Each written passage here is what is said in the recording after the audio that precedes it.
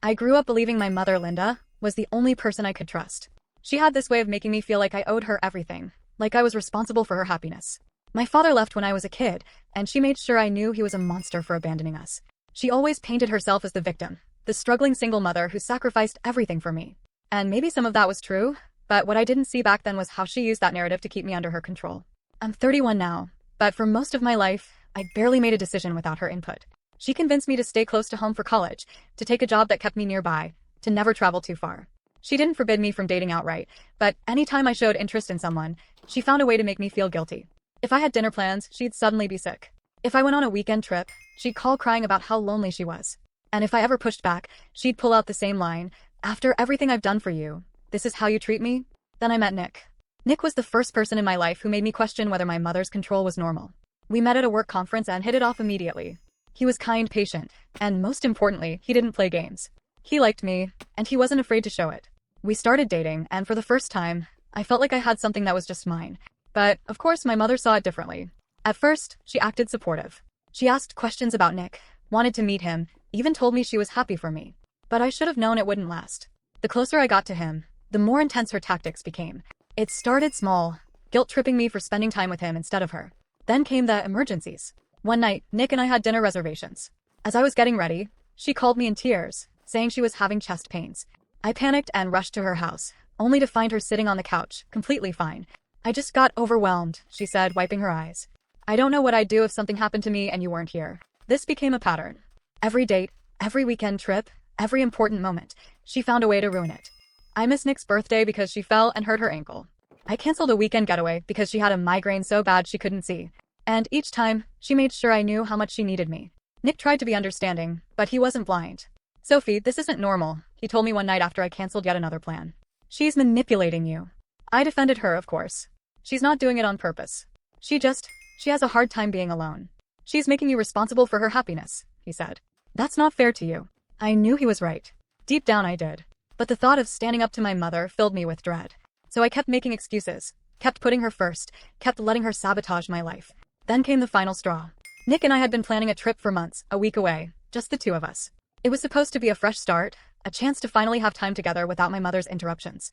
I told her about it weeks in advance, made sure she had everything she needed, and even arranged for a neighbor to check on her while I was gone. I thought I had covered all bases. The night before we were supposed to leave, she called me, sobbing. "I fell, Sophie. I think I broke my hip." Panic took over. I rushed to her house, expecting to find her in agony. But when I got there, she was lying in bed, looking perfectly fine. "Mom, we need to get you to a hospital." She shook her head. "I don't need a hospital. I just need you here." I stared at her, realization washing over me like ice water. This wasn't real. She wasn't injured. She had done this on purpose. I don't know what came over me, but for the first time in my life, I snapped. "You're lying," I said, my voice shaking. "You just don't want me to go." She gasped like I had slapped her. "How can you say that? After everything I've done for you." I didn't fall for it this time. I turned and walked out, ignoring her cries for me to come back. I drove straight to Nick's place, feeling sick with guilt but also, for the first time, a little free. But when I got there, I saw his packed bags by the door. "I can't do this anymore, Sophie," he said quietly. My stomach dropped. "Nick, please." I told her no this time. I left. He gave me a sad smile. "I love you. But this isn't about one time. It's about the pattern. And I don't think you're ready to break it." I wanted to beg him to stay, to promise that I'd change. But I knew he was right. I watched him leave, and for the first time in my life, I was truly alone. After Nick left, I felt like my world had crumbled. I sat in my car for what felt like hours, staring at the steering wheel, replaying everything in my head. The way he looked at me before he walked out. The disappointment in his eyes. I wanted to blame my mother. I wanted to tell myself that she was the one who ruined everything. But deep down, I knew. I let it happen. I let her control my life for too long, and now I had nothing to show for it except an empty apartment and a broken heart. I didn't go back to my mother's house that night. Instead, I drove aimlessly through the city until I ended up outside Alex's apartment. Alex had been my best friend since college. Unlike me, she never let people walk all over her. She was the kind of person who spoke her mind, who called out bullshit when she saw it, and who never let me get away with my usual excuses. I hadn't told her the full extent of my mother's manipulation before, but she'd always suspected. When she opened the door and saw my face, she didn't ask questions. She just pulled me inside and handed me a blanket. "She did something, didn't she?" Alex said, sitting across from me on the couch. I hesitated, then nodded. "She faked an injury to stop me from leaving with Nick." My voice cracked. "And I fell for it. Again." Alex sighed. I hate to say I told you so, but I know I interrupted. You did tell me. And Nick did too. And I didn't listen. She leaned forward. Listen to me, Sophie. This isn't just a bad relationship. Your mother is abusive. The word hit me like a slap. She's not. I stopped myself. I had been about to say, she's not abusive. She just loves me too much. But hearing it in my own head made me realize how ridiculous it sounded. Alex didn't let up.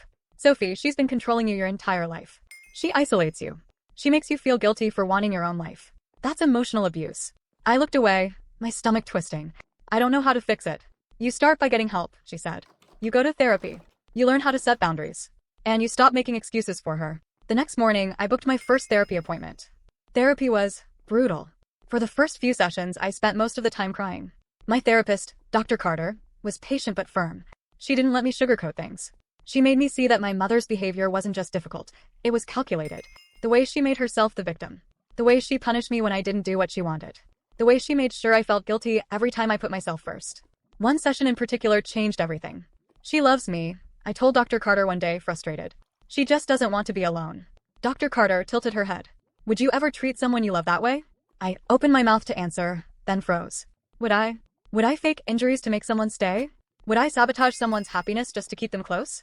Would I guilt-trip someone I cared about until they gave up their own life for me? The answer was obvious. No, I wouldn't. And that was the moment I realized my mother's love wasn't love at all. It was control. The first time I told my mother no, it didn't go well. It was a Sunday afternoon, and she called me, her voice already heavy with manipulation. I need you to come over. I don't feel well. Normally, I would have dropped everything. But this time I took a breath and said, I can't today. Silence. Then in a sharp voice she asked, what do you mean you can't?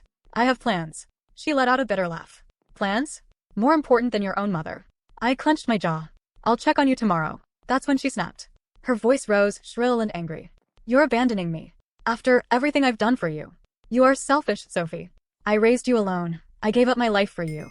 And this is how you repay me. Normally, that would have worked. Normally, I would have caved.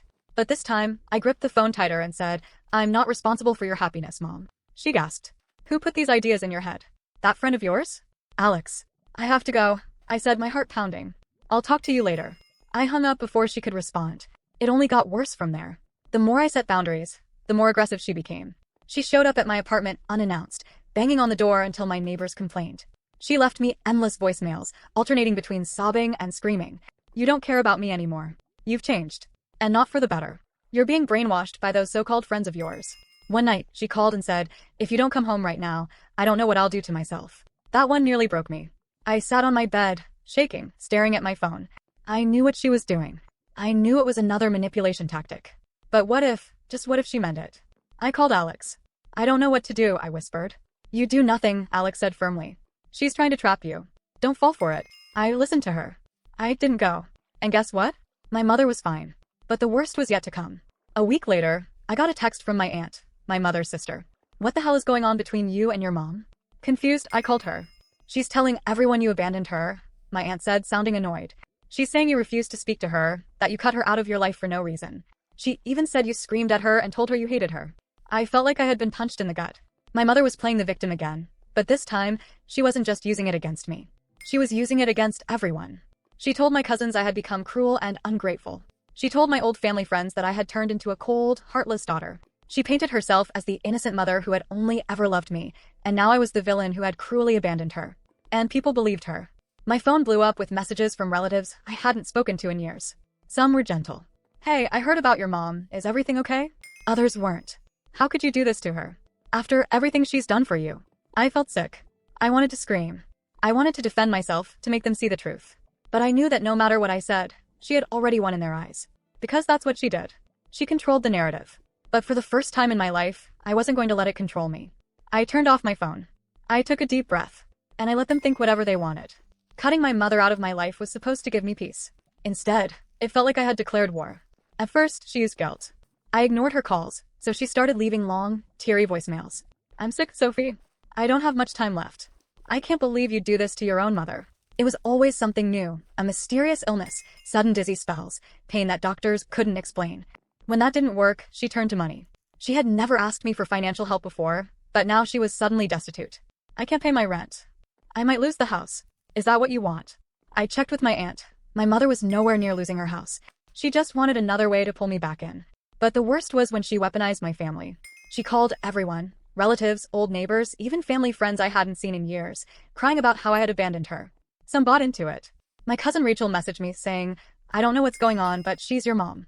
You don't just cut off your mother." I tried to explain, but people only saw what she wanted them to see. And then, when guilt, money, and family pressure failed, she escalated. One Monday morning, I walked into my office, coffee in hand, already exhausted before the day had even started. I worked in marketing at a mid-sized firm, and it was a high-pressure job. Tight deadlines, demanding clients, endless revisions. I had enough stress without my mother adding to it. I was halfway to my desk when I heard a commotion near reception. A woman's voice, loud and distressed. Then I heard my name. Every muscle in my body tensed. I turned the corner, and there she was, standing at the front desk, crying. My mother. My stomach dropped. "I just need to see her," she was saying to the receptionist, an intern named Jacob who looked completely out of his depth. "She won't answer my calls." I don't know what else to do. Jacob noticed me relieved. Sophie. My mother spun around. "Sophie." I froze. I could feel my coworkers staring. My boss, Lisa, had just stepped out of a meeting and was now watching with narrowed eyes. I had to get control of this. Fast. I walked up to her, lowering my voice. "Mom, you can't be here." She reached for my hand. I didn't know what else to do. "You won't talk to me." "I'm your mother." I pulled away. "We can talk later. But right now you need to leave." She shook her head, tears dripping down her face. "I can't leave until you understand what you're doing to me." I could feel my pulse pounding in my ears. "This is my workplace. You're embarrassing yourself." That was the wrong thing to say. Her face twisted with rage. "Oh, so I'm the embarrassment?" She suddenly turned to Lisa, my boss. "I need to speak with you. It's about Sophie." Lisa hesitated, glancing at me. "I'm not sure this is appropriate." "She's not well," my mother blurted out. "I'm worried about her. She's been acting unstable. She cut off her entire family. She refuses to see me, her own mother. I don't know if it's drugs, or if she's having some kind of breakdown, but I had to come. I had to make sure you knew." I felt the air get sucked out of the room. Everyone was staring. My coworkers, my boss, the security guard who had come up to check on the situation. My face burned with humiliation. Lisa looked at me. "Sophie, do you want to handle this privately?" I clenched my fists. I wanted to scream, to break something, to shake her and make her stop. But I knew how this worked. The more I reacted, the more she could play the concerned mother act. So I did the one thing she hated. I stayed calm. I turned to security. "Please escort her out." My mother's eyes widened. "Sophie, now." The guard, a tall guy named Mark, stepped forward. "Ma'am, you need to leave." My mother looked shocked. She had expected to be pitted, to be believed. But now, all she had was an audience watching her unravel. She turned back to me, voice shaking with fury. "I gave you everything, and this is how you treat me? You're a selfish, ungrateful. Go." She looked like she wanted to keep fighting, but Mark took her by the arm and firmly led her to the exit. She was still shouting as the doors closed behind her. That night, I sat in my apartment, shaking. This wasn't going to stop. She would keep pushing, keep escalating. I could block her calls, ignore her visits, but she would not stop. I needed to take legal action. I didn't even know where to start, but Alex did. "You need a restraining order," she said, sitting across from me in her apartment. "And you need to move. She'll never stop as long as she knows where to find you." The idea of leaving everything behind, my job, my apartment, my friends, terrified me. But staying meant living in fear. So I made a choice. The next morning, I went to the courthouse and filed for a restraining order. It wasn't easy. I had to provide evidence. The dozens of voicemails, the text messages, the testimony from my boss and coworkers. Even then, there was no guarantee. But a week later, I got the call. It was approved. She wasn't allowed within 500 feet of me. If she tried, she'd be arrested. I should have felt relieved. But instead, I felt sick. Because I knew this wasn't over. I put in my notice at work. Lisa understood. She had seen the mess firsthand. I started job hunting in a different state, somewhere she couldn't reach me. But before I could leave, she made one last move. A letter arrived in my mailbox. No return address, just my name written in her familiar handwriting. I knew I shouldn't open it, but I did. Inside was a single page. "You will regret this. One day when you're alone, when you have nothing and no one, you will remember me. You will wish you had been a better daughter." I sat there, staring at the words, my hands shaking. She wasn't begging anymore. She was threatening me. And that's when I knew. I made the right decision. I booked my flight the next day. Starting over wasn't easy. When I moved to Denver, I expected to feel free, to breathe easier knowing my mother couldn't show up at my door or barge into my workplace. But in reality, I felt hollow. For the first time in my life, there was silence. No constant guilt. No manipulative phone calls. No crises designed to pull me back in. It was unsettling. I had spent so many years wrapped up in my mother's control that I didn't know who I was without it. Decisions that should have been easy, what to do with my free time, what furniture to buy, whether to go out or stay in, felt overwhelming. For weeks, I lived like a ghost. I went to work, came home, ate dinner in front of the TV, and went to bed early, not because I was tired, but because I didn't know what else to do. Alex called often, checking in. "You don't sound happy," she said one night, and I could hear the concern in her voice. "I don't know what happy is supposed to feel like," I admitted. There was a long pause. Then she said, "You're allowed to enjoy your life, Sophie. You don't have to feel guilty for it." I wasn't sure if that was true, but I wanted it to be. So I started small. I went to a bookstore one Saturday and spent hours browsing, picking up novels I had always meant to read. I joined a yoga class, even though I wasn't flexible and felt ridiculous half the time. I tried new restaurants, walked around the city, and slowly, bit by bit, I started to live. And that's when I met Trevor. It happened at a coffee shop. I had become a regular there, and one morning as I stood in line, I heard someone behind me say, "You always get the same drink." I turned to see a guy around my age, tall and a little scruffy with an easy smile. He nodded at my cup. "Vanilla latte, right?" I raised an eyebrow. "You keeping tabs on me?" He chuckled. "I work from here a lot. I notice things." His name was Trevor. He was a software engineer who liked working in coffee shops because offices are soul-crushing. He had a dry sense of humor and a way of making conversation feel effortless. We started talking whenever we ran into each other, and eventually he asked me to dinner. I hesitated. Not because I wasn't interested, I was. But relationships, in my experience, always ended in disaster. My mother made sure of that. But this time was different. Because she wasn't here. So I said yes. Trevor was patient in ways I wasn't used to. I had walls, thick, heavily fortified walls, and he never tried to tear them down. He just waited, giving me space to let him in on my own terms. And slowly I did. I told him about my mother. Not everything, not at first. But enough for him to understand why I flinched whenever my phone rang from an unknown number. Why I didn't have a close relationship with my family. Why I sometimes got this distant, haunted look when someone mentioned their mom in a casual, loving way. He never judged. Never pitted me. He just listened. One night, after months of dating, we were lying on my couch, his arm around me, when he said, "You don't owe her anything, you know." I stiffened. "I know that." He gave me a knowing look. "Do you?" I didn't answer. Because the truth was, even after everything, a small part of me still felt like I did. My mother never truly went away. She was there, lurking in the background like a shadow I couldn't shake. She couldn't call me. She was blocked. She couldn't show up. She didn't know where I lived. But she found other ways. She took to social media, posting dramatic, tearful updates about her lost daughter. I miss my sweet Sophie. I don't know why she left me. A mother's love is unconditional, even when her child turns her back on her. I refused to respond. So she got bolder. She messaged my old friends, trying to get them to convince me to reach out. She sent emails, long, rambling ones about how she was struggling, how she forgave me for my cruelty, how she just wanted to talk. And then, when none of that worked, the letters started. They arrived in my mailbox with no return address, just like the last one. At first, I opened them, even though I knew I shouldn't. They were all the same, a mix of guilt, manipulation, and veiled threats. "One day, when you have children of your own, you'll understand what you've done to me. I don't have much time left. You'll regret this when it's too late. No matter how far you run, you'll always be my daughter." Each one left me rattled, but I refused to respond. And eventually, I stopped opening them at all. Trevor proposed on a quiet evening in our apartment. It wasn't a big, dramatic moment. No grand gestures, no public spectacle. Just the two of us sitting on the couch, his hand in mine. "I love you," he said simply. "And I want to spend my life with you." I had never felt safer than I did in that moment. I said yes. We set a date, started planning, and for the first time in my life, I felt like I was building something instead of constantly trying to survive. But of course, she found a way to intrude. A week before the wedding, another letter arrived. I stared at it, my stomach twisting. I could already imagine what was inside. More guilt. More manipulation.